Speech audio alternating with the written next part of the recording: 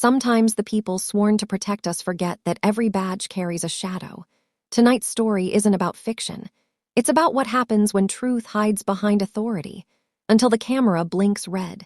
Stay with me to the end, because how this story unfolds will shake your faith in justice and restore it at the same time.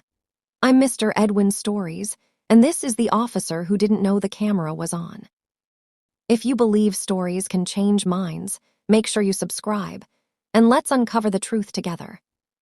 The night was heavy with mist and the smell of wet tar, the kind of silence that made every passing car sound like thunder. Lydia Carter drove slowly through the dim road that cut across the edge of town, her eyelids heavy, her thoughts fixed on her little daughter who waited for her at home. She had finished another long shift at the hotel, folding sheets, scrubbing floors, smiling when she wanted to rest. She whispered to herself that she would buy her daughter a warm breakfast in the morning, maybe pancakes. Maybe something sweet to forget the tiredness. Then came the light, red and blue spinning across her rear mirror, sharp and merciless. She froze, her hands gripping the steering wheel, her heart hammering as if it already knew she had done nothing wrong. She had obeyed every sign, every rule, yet she pulled over because that is what you do when the siren calls your name. The cruiser stopped behind her, engine humming, rain still dripping from the trees. Lydia rolled her window down halfway, her breath fogging the glass. She waited, the seconds dragging like rope. Then heavy boots hit the wet ground, slow steps coming closer. A flashlight beam slid through the window and caught her face. She blinked hard. The light burned her eyes. A voice followed, cold and sharp. License and registration.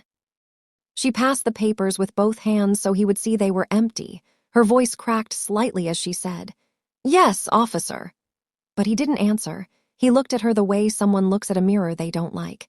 He asked where she was headed. She said home. He asked what kind of work she did. She said cleaning. He asked again as if he hadn't heard. He said the word cleaning with a tone that turned it into something smaller than it was.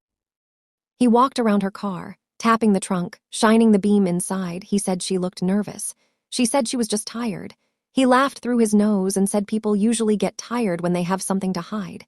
His words slipped into the night like cold knives.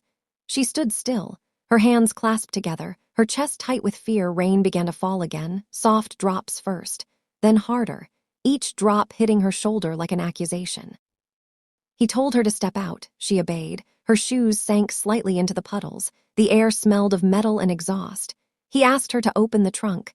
She did. He pulled out a small bag of cleaning rags, looked at them and dropped them onto the ground. They splashed against the wet road, bleach water spreading around her feet. She bent down to pick them up, but he told her to stand still. She did, her back straight, her throat dry. He asked if she had been drinking. She said no. He said her eyes looked strange. She said she was just exhausted. He smiled without kindness and said exhaustion makes people careless. He said sometimes people like her don't belong driving this late. She didn't answer, because what answer could save her? She only whispered that she wanted to go home.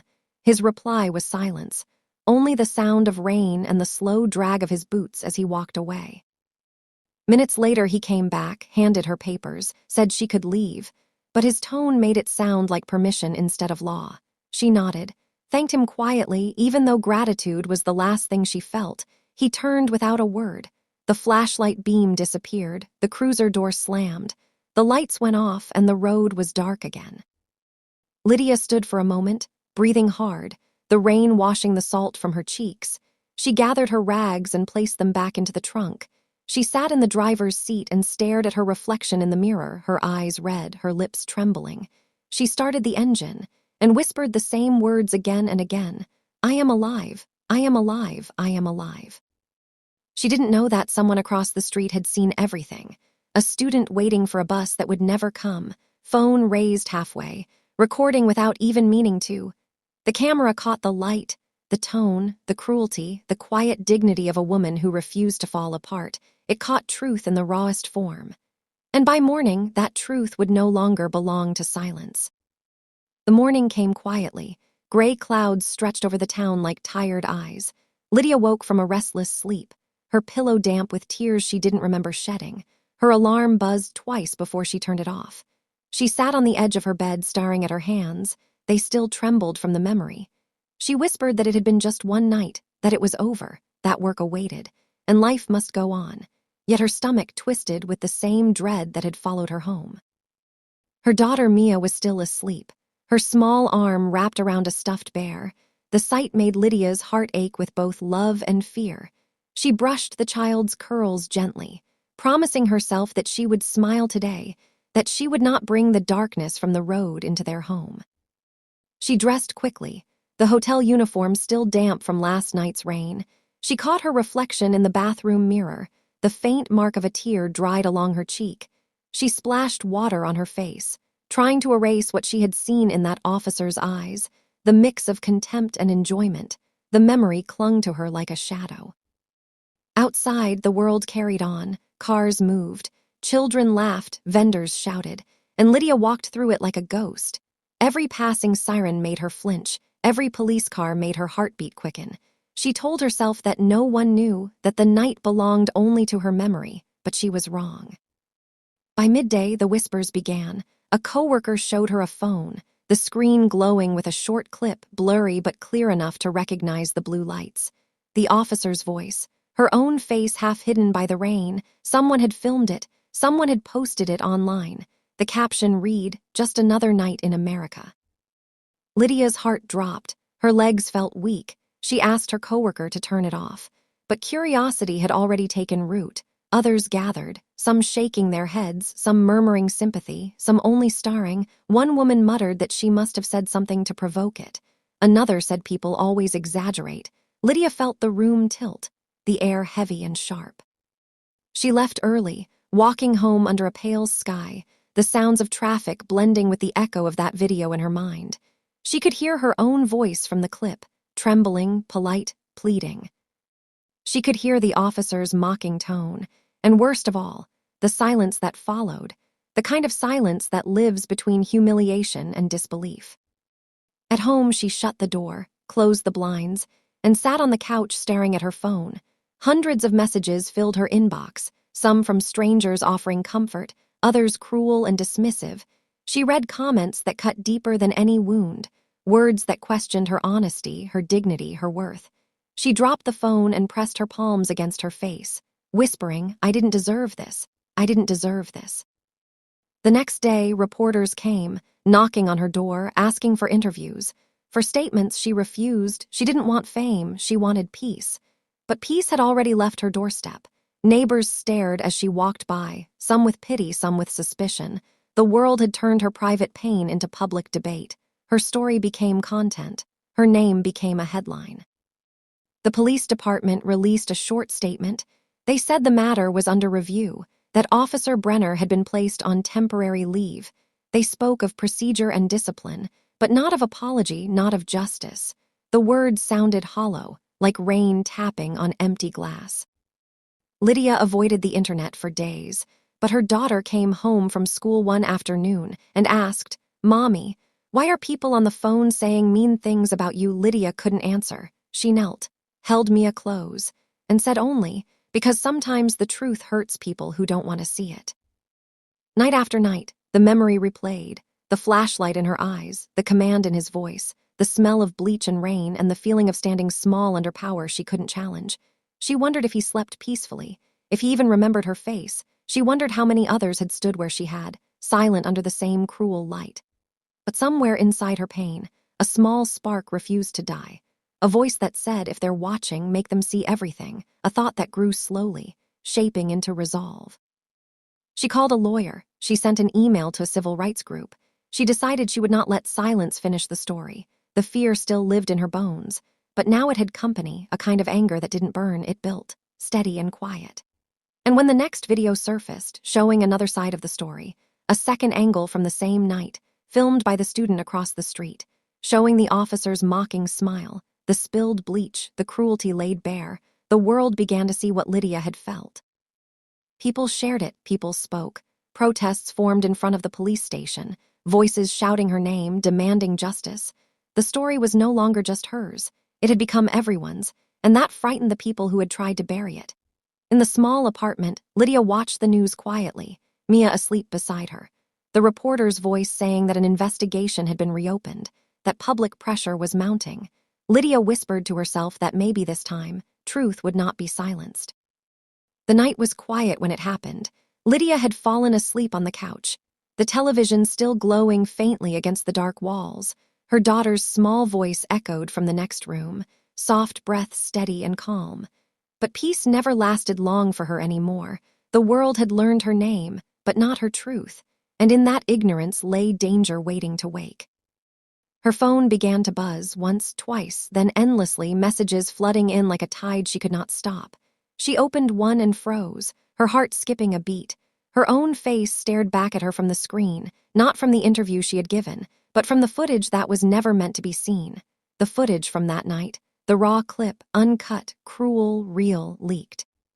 Someone had released it, the entire thing, from the officer's body cam, from the police drive. Someone who wanted to silence her had instead set the world on fire. She dropped the phone, her hands shaking, tears filling her eyes, the pain of that night rushing back like a storm breaking through the dam she had built inside her mind. She ran to the window, the street was still, but her world was collapsing again. The images spread faster than light. Headlines screamed, voices argued, some calling her brave, others calling her liar, some demanding justice, others demanding silence. By morning, the internet was divided like an open wound. Millions had seen the truth. Millions still refused to believe it. The footage was everywhere, on every screen, on every platform. A nation arguing over one woman's pain, and through it all Lydia sat in her kitchen, her head buried in her arms, whispering through tears, "Why now? Why like this?"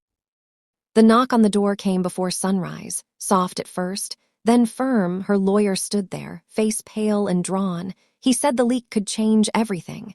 It could bring real justice or ruin her completely. The case was now a wildfire. The department was in panic. The press outside had doubled. She could no longer hide. Within hours, news vans surrounded the block, microphones thrust forward, cameras flashing, her neighbors peering through blinds, whispering, watching. Lydia stood at her window and felt the eyes of the world pressing down on her. She could almost hear the whispers saying she asked for it, that she wanted fame, that she was using pain for attention, and she wanted to scream, but her throat refused to move. Then the calls came from strangers, from women who said they knew her pain, from mothers who said they cried watching the footage, from men who said they were sorry for staying silent too long. Each voice a thread in a fabric she hadn't realized she was weaving, a community born from shared wounds, a movement built on her suffering. By nightfall, the hashtag was trending, justice for Lydia, millions of posts, millions of hearts pounding in unison. But in another part of the city, the officer sat alone, watching the same footage, his rage burning like fire, his pride cracking under the weight of exposure. He blamed her, not his actions. He swore she would pay for turning him into a monster the world could see. Meanwhile, Lydia met with her lawyer again, sitting in a quiet office under flickering light. He told her this was their chance, that truth had finally broken through the wall of silence, that the department could no longer deny what happened, that the world was watching. And for the first time in months, Lydia lifted her head and said, "Then let them watch." The next day, she faced the cameras herself. No tears this time, no trembling, her voice clear and heavy with purpose. She said, "If truth makes the world uncomfortable, then the world has been too comfortable with lies." And that sentence, that single moment, became the spark that lit the entire movement ablaze. Students marched, churches opened their doors for vigils, murals appeared overnight with her face painted in defiance. She had not asked for this war, but it had found her. And now she would fight, not with anger, but with truth, not with hate, but with the quiet fire of justice. But late one night, as she scrolled through endless messages, one caught her eye. A short line from an anonymous account, "You think this is over, but we know where you live." The chill ran down her spine. She looked out the window, the street empty, yet she could feel eyes in the dark, watching, waiting, the cost of truth growing heavier by the hour. Still, Lydia refused to back down. She closed the curtain, took a deep breath, and whispered to herself, "Let them come. I've already survived worse." Now the truth was out there, and once truth escapes, it can never be caged again. Days turned into weeks, and the storm inside Lydia refused to rest. The world had seen what was done to her, yet the silence from those in power screamed louder than any word. She walked through her neighborhood feeling the weight of invisible eyes, some filled with pity, some with disgust, all with judgment. Whispers followed her like shadows that refused to fade. People who once smiled at her now turned away, afraid that her pain might stain their peace. She had become a story everyone wanted to talk about, but no one wanted to understand. News anchors debated her worth. Online strangers questioned her truth. Men in suits used her pain as a weapon for their own politics. And through it all, Lydia sat alone, trembling, remembering the way the light had fallen that night, the smell of rain on the road, the hatred in his voice, the emptiness in his eyes, the way he looked at her not as a person, but as something less. Mia would ask why Mommy didn't go to work anymore, why people pointed when they walked to the store, why the teacher whispered when she saw their name on attendance. Lydia smiled for her daughter, but every smile felt like broken glass pressed against her lips. She didn't want her child to grow up believing silence was safety, yet she couldn't bear to tell her the truth of the world outside their door. One evening, as the city lights flickered under a slow drizzle, Lydia received a letter, no name, no return address, just her name written in uneven black ink. Her hands shook as she opened it. Inside were 2 sentences that froze her heart. You should have stayed quiet. Next time we won't miss. She dropped the paper, her breath caught, and she felt the same coldness she had felt that night, the same helpless fear pressing against her ribs like iron chains. But something inside her cracked open. Not in fear, but in defiance, she picked up the paper, tore it into pieces, and whispered to herself, "No more running." She opened her laptop and began to write, every word pulled from the wound inside her, every sentence a scream turned into strength. She wrote not for pity, but for truth. She told the story the world tried to twist. She described the uniform, the glare, the silence, the hatred that felt heavier than the night itself. And when she hit publish, the world began to move again. The story went viral. Not just the video anymore, but her words, her voice, her heart. People began to see her not as a headline, but as a human being. Her message spread like light through darkness. Those who had been silent began to speak. Stories poured in from other faces, other names, other wounds, all carrying the same echo. This happened to me too. And Lydia realized she was no longer alone. Soon, reporters started reaching out. Activists offered their support. Her story became a symbol of strength, of pain that refused to stay hidden.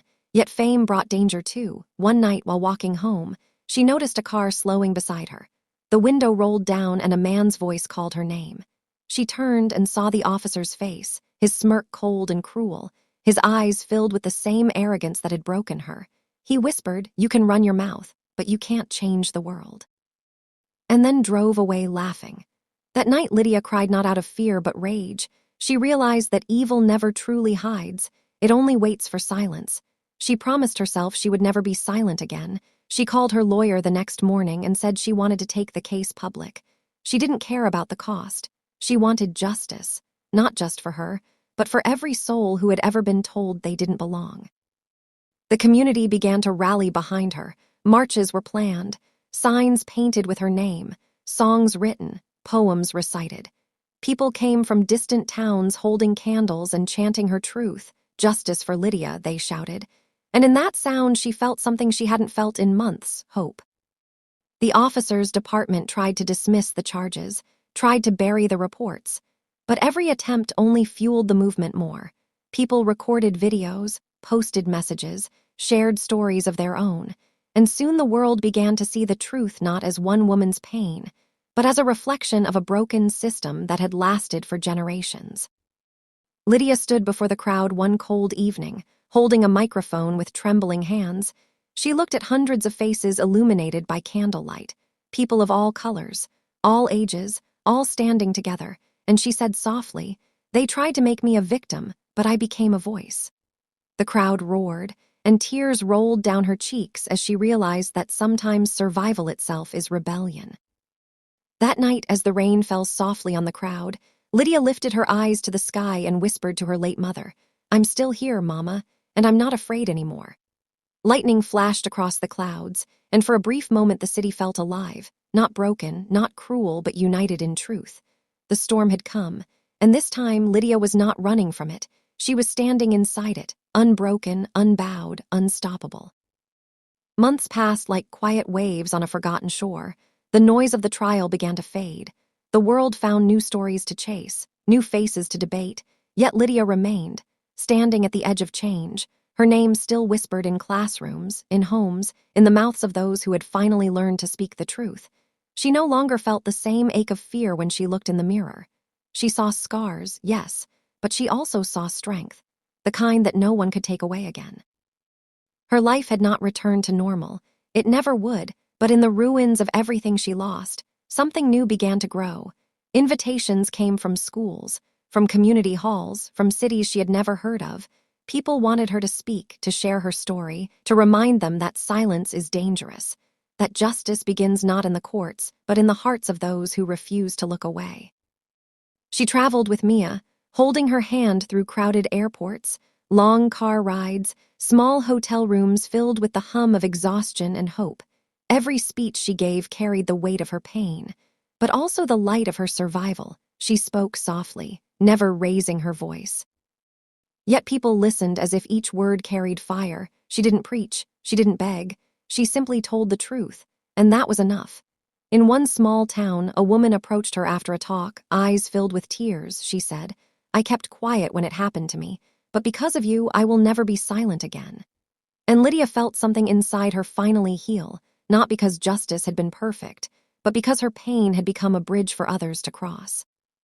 News stations began calling her an activist, a survivor, a hero, but Lydia didn't see herself that way. She still had nightmares, still woke up some nights gasping, her heart racing, her mind dragging her back to that cold road, that cruel laughter, that endless fear. Yet when she saw her daughter sleeping peacefully beside her, she found strength again, strength enough to keep walking, to keep speaking, to keep living. The city that once judged her now painted murals of her face, bright colors against the gray walls. Children walked past and pointed, calling her name with smiles, not whispers. She had become something bigger than a victim. She had become a reminder that truth may suffer, but it never dies. One morning she stood at the riverbank, the water calm, the air soft with the scent of rain. She threw a small stone into the current and watched the ripples move outward, endless, expanding. She thought of her story, her fight, her voice, and realized that change moved the same way, starting small, touching everything in its path. She smiled faintly and whispered, "Maybe this is what freedom feels like." Phone buzzed, a message from a friend she had met during one of her travels, an invitation to speak at a national event, this time not as a witness of pain, but as a voice for reform. Her name now carried weight in rooms that once ignored women like her. Her words reached ears that once stayed closed. And she knew this was her path, her calling, born not from ambition, but from survival. Later that evening, as the sun fell behind the city skyline, Lydia sat on the rooftop with Mia, the little girl pointing at the stars, asking if her grandma could see them too. Lydia smiled and said softly, "Yes, baby, she's watching, she always is."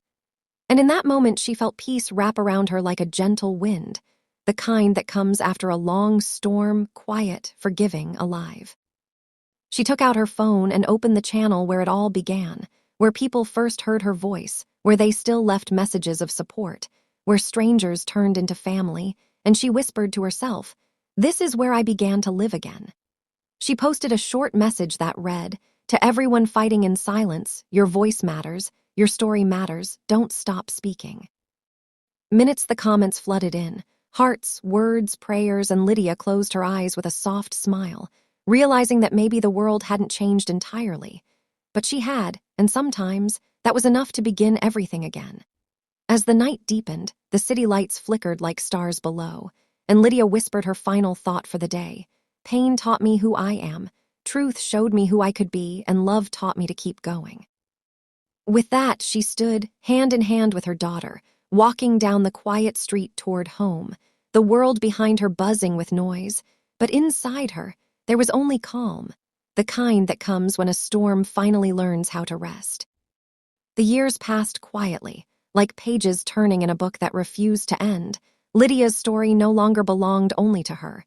It had become something greater, something that lived in classrooms, in protests, in the whispers of those who once thought they were alone. People spoke her name not with pity, but with pride. They said, "She changed everything, and in a way she truly did."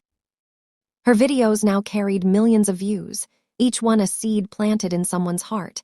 Every word she spoke felt like a spark in the dark, lighting the way for those who came after her. She no longer cried when she told her story. She spoke with strength, with peace, with a quiet kind of fire that couldn't be extinguished by hate or fear. Her pain had transformed into power, her wounds into wisdom. She opened a small foundation in her mother's name, the Maria Light Project, a place for women who had been silenced, for children who had lost hope, for families broken by injustice. And in that small building painted white and blue, stories began to bloom. People came from everywhere, some with tears, some with trembling hands, some with nothing but the courage to be seen. And Lydia met each one with the same warmth, saying softly, "You are not alone anymore." World began to notice. Politicians mentioned her name. Documentaries were made. Journalists called her the voice of the voiceless, but Lydia stayed humble. She still walked the same streets, still visited the same cafe where she once sat in fear.